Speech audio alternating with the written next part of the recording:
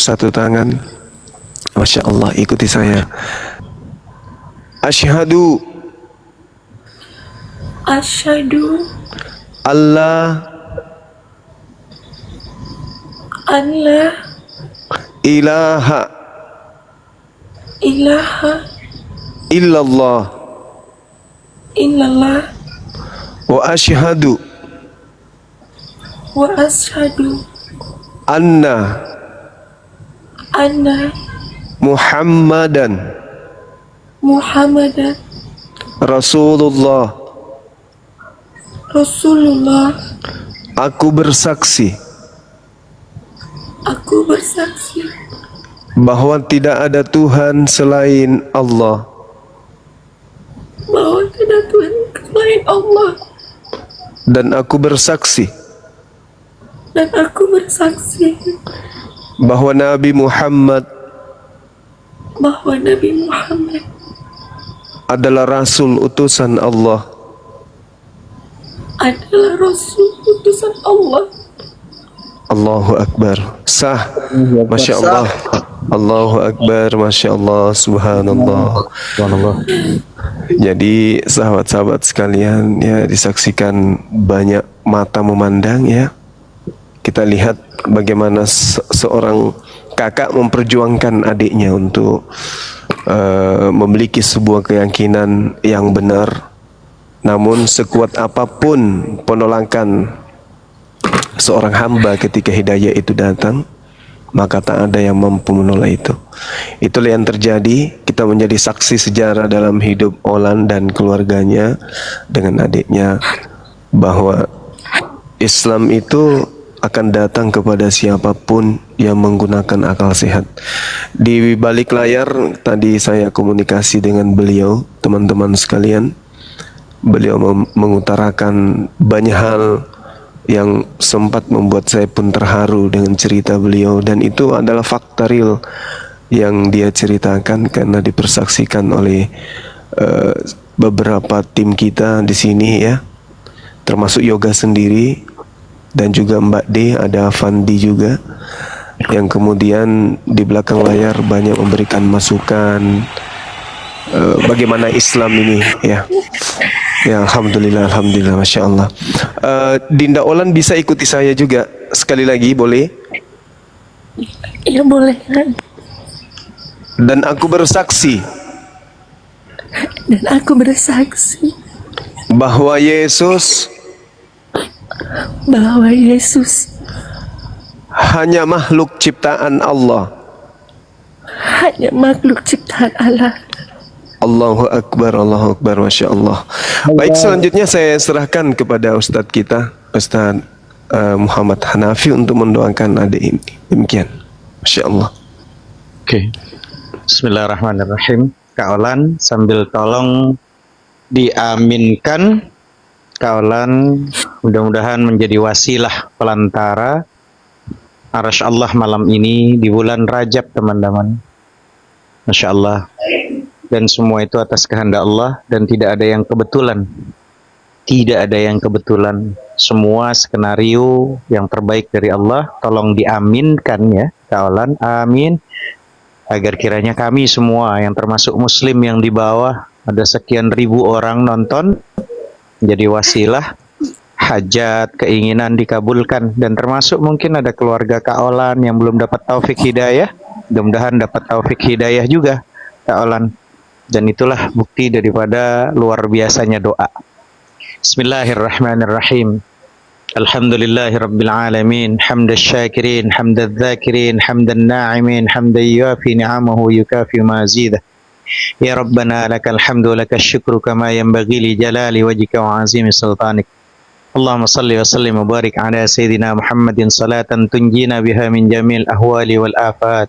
وتقضي لنا يا الله بها جميع الحاجات وتقضي لنا ya Allah biha jami'al hajat. Sebutkan keinginan hajatnya teman-teman semuanya, siapapun, hajat apapun, sebutkan. Wa taqdi lana ya Allah biha jami'al hajat wa tutahhiruna biha min jami'is sayyi'at wa tarfa'una biha indaka 'alad darajat wa tuballighuna bi aqsal ghayati min jami'il khairat fil hayati wa ba'dal mamat. Allahumma rabbana zalamna anfusana wa illam taghfir lana wa tarhamna lanakunanna minal khasirin. Rabbi ghfir lana wali walidaina warhamhuma kama rabbawna saghira.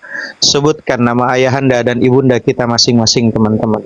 Sebutkan namanya, bayangkan wajahnya ayahanda ibunda kita masing-masing, baik yang masih hidup ataupun yang sudah meninggal dunia. Ya Allah, ampuni dosa kami, dosa kedua orang tua kami, ya Allah. Bila mereka masih ada yang hidup, ya Allah, jadikan kami semua anak yang saleh, yang berbakti kepada mereka pada sisa umur kami dan umur mereka, ya Allah. Jikapun ada yang sudah meninggal dunia, kedua orang tua kami, ya Allah, jadikanlah kuburannya raudhah min riyadil jinan, taman dari taman surgamu, ya Allah. Allahumma ghafir li ummati sayyidina Muhammad. Ya Allah, ampunilah umat baginda Nabi Muhammad.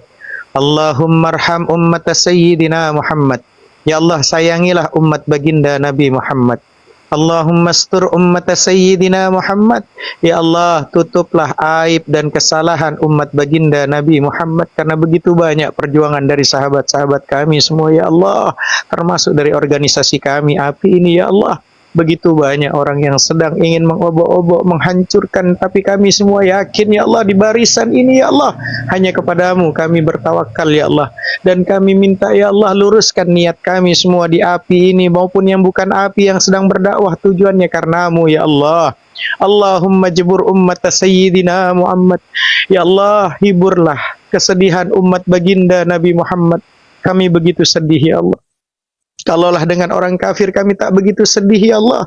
Tapi ketika kami menjadi sedih, ketika kami harus melawan dengan sesama muslim kami, ya Allah, hibur kami, ya Allah. Berikan kami kekuatan iman, Islam, kemampuan, ya Allah, untuk bisa menjadi sedikit saja tanamkan di hati kami rasa rahman dan rahimmu, kasih sayangmu, ya Allah, hingga kami mampu merangkul semuanya, ya Allah.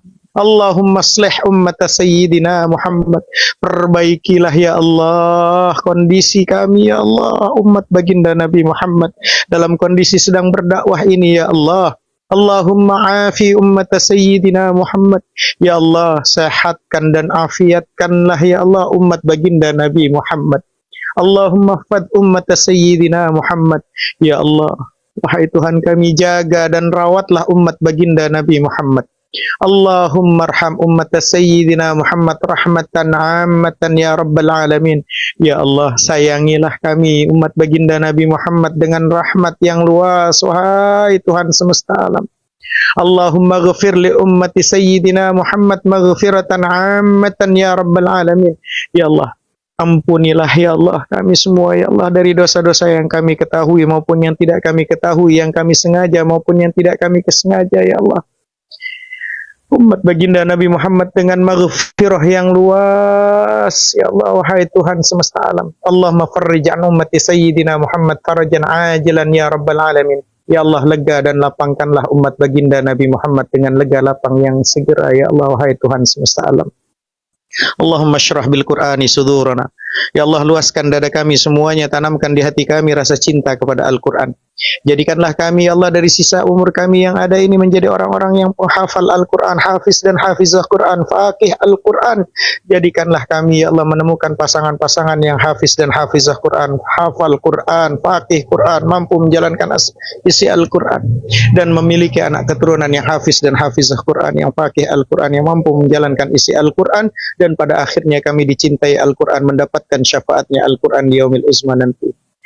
Allahumma rabbana hab lana min azwajina wa zurriyyatina qurrata a'yun waj'alna lil muttaqina imama.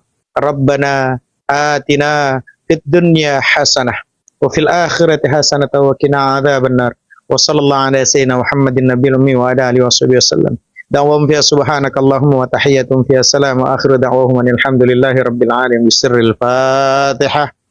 أعوذ بالله من الشيطان الرجيم بسم الله الرحمن الرحيم الحمد لله رب العالمين الرحمن الرحيم مالك يوم الدين إياك نعبد وإياك نستعين اهدنا الصراط المستقيم صراط الذين أنعمت عليهم غير المغضوب عليهم ولا الضالين آمين.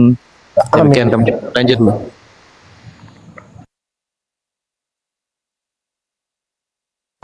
Ya, Gurunda, mungkin ada yang mau disampaikan, Gurunda?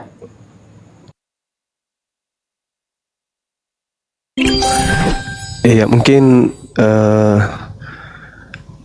boleh nggak kita tanya jawab nih sama Dinda Olan? Masya Allah, doanya Ustadz kita tadi luar biasa ya. Mudah-mudahan diijabah semuanya doanya. Amin. Boleh tanya sesuatu nggak? Boleh, boleh. Gimana nanti ini adik Olan ini menghadapi gejolak yang ada? Karena pasti ada gejolak kalau misalnya keluarga udah tahu, kalau para penghujat yang selama ini berkomunikasi dengan dengan adik Olan, ada beberapa orang yang mungkin diantaranya, ya saya nggak sebutkan namanya di sini, tapi paling tidak kemudian adalah yang saya sendiri pernah berdebat dengan mereka. Kira-kira apa yang adik Olan ini akan katakan kepada mereka? Kok tiba-tiba berubah, yang tadinya justru mendukung, memberikan materi kepada mereka yang menghujat ini, kok tiba-tiba justru dirimu yang meluk Islam gitu? Kira-kira jawabannya apa gitu deh? Boleh nggak saya tahu? Ya, ya kalau soal itu, ya pro dan kontra itu pasti ada. Pasti mereka itu membilang saya itu seperti pengkhianat, itu pasti saya dengar. Bilang saya yang lain, ya itu pasti saya dengar, itu pasti ada. Cuman di sini, tidak mungkin Bang, saya pungkiri keimanan saya hanya karena mendengarkan mereka, gitu ya. Dan satu lagi, selama saya hampir 3 bulan ya, 2 bulan ya, 2 bulan ya. Dalam 2 bulan ini, saya itu jujur memang habis-habisan sama mereka gitu. Tidak sedikit pun tidak pernah saya dapatkan hasil yang, maaf kata, yang maksimal gitu. Ya informasi palsu yang saya dapat, yang dibilang si Rifa yang ngumpetin keluarga saya, yang dibilang si Nora yang ngumpetin keluarga saya, yang dibilang Bang Zuma ngumpetin keluarga saya, yang dibilang Kak D itu segala macam sama mereka, palsu semua. Jadi mereka cuma ingin uang saya gitu. Jadi situ ya udahlah, mau diapain gitu kan, saya nggak goblis itu mau diapain, dan biarlah, udah saya nggak mau mikir ke situ. Cuman kalau pro dan kontra itu pasti ada gitu. Kalau saya sih orangnya dalam berkeluarga ya ibaratnya itu masih diiniin ya, sama didengar lah omongan saya gitu. Cuman kalau kita khawatirkan gini kan, wajar, karena saya single mom, jadi yang saya pikir itu anak. Jadi ya mungkin nggak saya nampakin dulu gitu kan, karena faktor keluarga nggak akan langsung itu nggak ada gitu. Nah di situ ya udah. Ibaratnya itu gini, mau gimana pun saya belajar dari adik saya gitu, banyak saya belajar dari dia. Nah kenapa jalan yang terbaik nggak kita ambil gitu? Nah itu membuat saya terguncang sampai saat ini gitu. Bahkan itu Bang ya, boleh tanya Kak D itu, nggak tidur saya berapa hari ini gitu, karena memikirkan itu. Nggak kayak di luar yang pernah saya, jujur saya emang benci sekali dulunya sama Islam ini, benci ya, karena saya mendengar ya. Ini saya nggak takut ini, kalau ada pun pendeta yang masuk, kalau ada pun yang suruhan saya masuk, nggak masalah gitu. Saya mendengar ya Islam ini maaf dikatakan teroris, bunuh-bunuhan, ISIS, segala macam, batu kotak yang saya pelajari itu ya, batu kotak, batu kok disembah, eh, terus ya Nabi itu tukang cabul gitu. Pokoknya itu yang saya dengar, yang diajar itu gitu loh. Jadi kalau kamu mau berdebat sama mereka, ya udah, ini datanya, ini kamu bahas, ini kamu bilang kayak gitu. Jadi di situ membuat saya tuh benci gitu loh. Awal-awalnya itu saya kan ini mencari keluarga gitu loh. Terus ketemu, ya udah, akhirnya gabung sama mereka, dan gabung akhirnya ya udah nggak dapat hasil apa-apa, malah dapat yang no gitu loh. Masya Allah. Jadi dapat disimpulkan kalau adik Olan ini banyak mengeluarkan dana hanya untuk kemudian mendapatkan informasi adik saya ini yang saya sayangi ini sekarang posisinya di mana gitu loh. Dan kemudian orang-orang ini karena duit berani berbohong bahwa si Yoga itu ada di Bang Suma. Ada juga yang bilang di mana, pokoknya yang disebutkan tadi. Nah, sebaliknya ada nggak dari Islam yang ada ini kenal semisalnya saya atau Uni Rifa atau Bang Fandi yang kemudian menerima uang demi untuk membujuk Dinda Yoga kembali ke agama sebelumnya, atau menerima uang dengan janji-janji bahwa dia akan menunjukkan tempat si adik Yoga gitu. Ada nggak dari kami, dari Muslim kayak gitu? Tidak pernah. Bahkan si Fandi itu sempat saya tawarkan, ini masih ada orangnya ya, ini demi anak saya, demi saya sendiri ya, demi Tuhan saya tawarkan, Fandi, kamu kirim nomor rekening kamu butuh berapa? 20, 30, 50? Berapa kamu inginkan? Tapi kamu tunjukkan di mana alamatnya, di mana tempat tinggal adik saya. Segituin. Dan Bahkan itu sekiranya tadinya si Dinda Fandi ini hanya ecek-ecek mengatakan saya tahu, saya akan tunjukkan, itu dikirim betulan? Ya akan saya kirim gitu loh. Sebagaimana ngirim ke yang teman-teman dari Kristen gitu kan ya? Iya, karena gini, kenapa saya percaya sama dia? Karena kan adik saya itu kan terus ke Komal dia gitu kan. Betul. Wajar saya tuh percaya. Nggak mungkin dia nggak tahu nih orang, pasti dia tahu gitu loh. Di situ soalnya. Oh. Tawaran iya, terakhir iya. kalau nggak salah berapa? 150 ya? Iya, dari keluarga. Bukan dari saya, Tawarkan tapi keluarga. keluarga menawarkan Dinda Fandi 150 juta, yang penting bisa menunjukkan tempatnya gitu kan ya? Iya, betul. Nah, itu bisa saja dilakukan Fandi. Karena kami kan nggak tahu, yang tahu cuman Fandi dengan adik Olan ini. Tapi beliau tidak lakukan dikarenakan Allah itu maha melihat. Nah, inilah di Islam itu seperti itu. Allah maha melihat hambanya, bahkan bisikan hati pun Allah tahu. Makanya umat Islam itu nggak berani mengambil resiko itu. Padahal 150 juta loh. Lumayan pakai Pandi untuk nikah kan? Tapi nggak diambilnya. Sebenarnya Ya, beliau karena- ini, Iya, Dinda Fandi ini sampaikan ke saya, karena saya didapat tawaran uang begini. Ya, saya juga diam aja. Saya melihat sejauh mana anak ini mempertahankan imannya gitu. Dan alhamdulillah, ya justru menghasilkan sebuah hasil yang sangat luar biasa. Dan saya rasa ini semuanya tidak terlepas daripada upaya sahabat-sahabat kita yang lain, ada Jibril, Mbak D, kemudian Uni Rifa, semualah yang ada di sini yang memperjuangkan kemudian bagaimana Dek Yoga dan kemudian membimbing Olan sampai kepada hidayah. Boleh nggak saya tahu siapa pendebat yang paling santer di antaranya yang kemudian menjanjikan tapi ternyata hoax, tidak ada kenyataan, tidak sesuai dengan fakta yang ada? Maksudnya janjinya tidak sesuai dengan kenyataan. Ada nggak di antaranya yang saya kenal?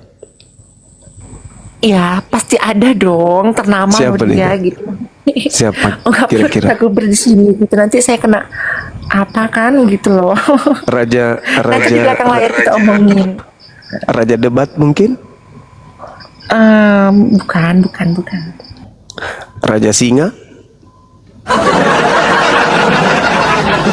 Ya, gimana ya? Ya pokoknya nanti di belakang layar kita omongin nih.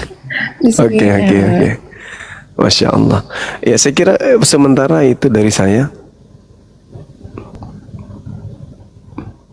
Mungkin dari Bang Handi atau yang lain, bagaimana ditanya sama adik Ola ini gimana rencana ke depannya gitu. Pendalaman Islamnya di sini kan ada ustadz kita, atau gimana selanjutnya gitu untuk mendalami Islam ini, bagaimana dengan keluarga, apakah akan mengalami hal yang sama seperti Dinda Yoga, dia harus lari dari rumah dikarenakan penganiayaan dan pengusiran dan seterusnya. Dengar-dengar Yoga sempat giginya jatuh ya, 1 apa 2 yang permisi ninggalkan bibir. Oh enggak, gini bang, gini itu kan kejadiannya kan maghrib. Itu maghrib kejadiannya. Jadi gini, di saat maghrib itu ya dia pulang dari tempat kerja. Jadi keluarga udah ngumpul nih, udah ngumpul. Kan gini, kesaksiannya itu kan saya tahu loh, cuma saya tutupin dulu. Saya nggak mau mama tahu kan, nggak mau mama tahu. Nanti kalau mama tahu, mama sakit gula kan. Nah, jadi nanti kalau dibilang otomatis mama ngedrop gitu. Jadi saya tutupin sampai orang keliling-keliling pun tutupin lah, saya bilang lah gitu kan. Jadi nggak tahu kenapa, mungkin hari sialnya mungkin datang keluarga besar, contoh kayak abang-abang saya datang gitu kan.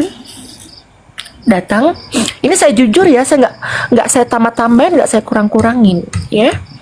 Jadi habis datang dia mama udah tahu, dari orang nyampein tuh, anakmu, nama orang tua saya kan Lena, itu anakmu loh, Lena itu ini dia bersahadat gini, ada video dari TikTok gini ya, karena TikTok lah itu kan. Nah habis itu mama syok. Cuman saya bilang kayak gini, mama tuh dari mana ini kisahnya, saya gituin kan. Ini maaf ya bang ya, kami kalau di Batak itu legal loh ya, sangat berharga itu. Jadi kemudian di jam itu datang dia itu, kalau nggak salah beli makan lah buat orang tua gitu kan. Dia bawa nasi, bawa cemilan. Mau kata gitu. Mau udah marah gitu kan. Datanglah mama gitu kan. Ini yang bikin tambah besar masalah ini kan antar hubungannya sama Syarifah ya. Kami taunya itu dapat informasi bahwa Syarifah ini pacaran sama dia gitu loh. Yang bikin rumit itu di situ. Jadi kayak orang tua, kayak keluarga itu anggapannya itu Syarifah ini dia itu masuk ke Muslim itu gara-gara perempuan itu Syarifah gitu loh. Syarifah perempuan itu. Jadi makanya saya sering bilang gitu Syarifah, kakak. udah Rifa diam dulu ya. Nah jadi jadi habis itu udah gini, awal dipukulnya itu kita bilang kayak gini, kenapa kamu tinggalkan Yesus ya, apa udah nggak ada Roh Kudus dalam hati kamu? Kami gituin sama dia.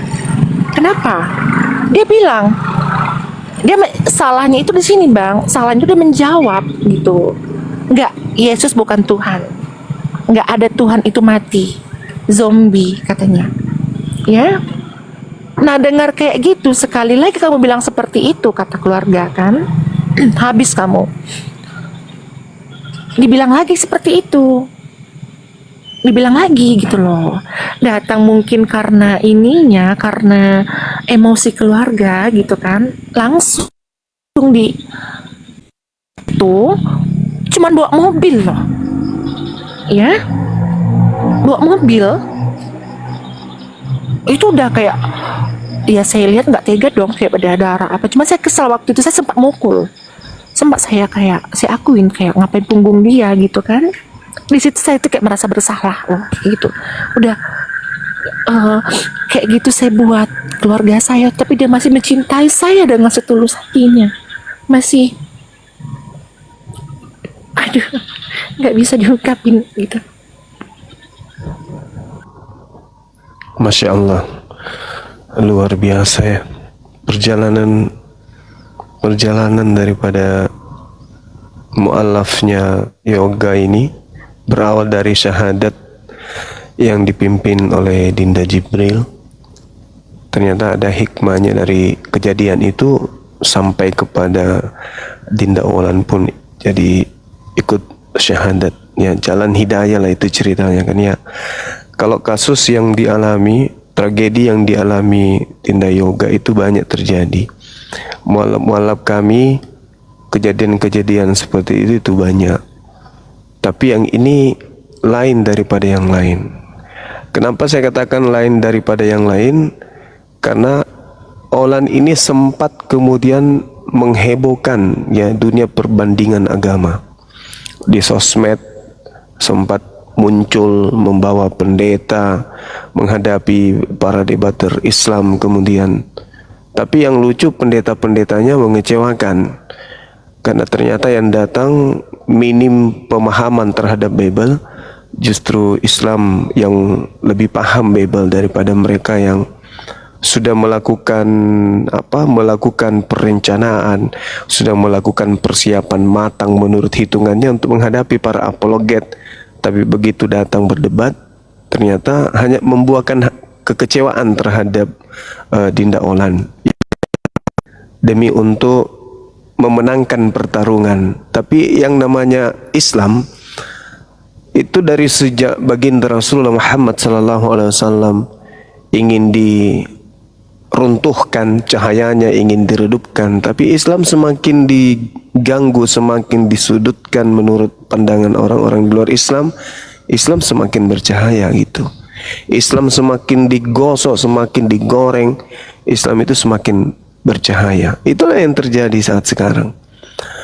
Sehingga ya kita semua menjadi saksi.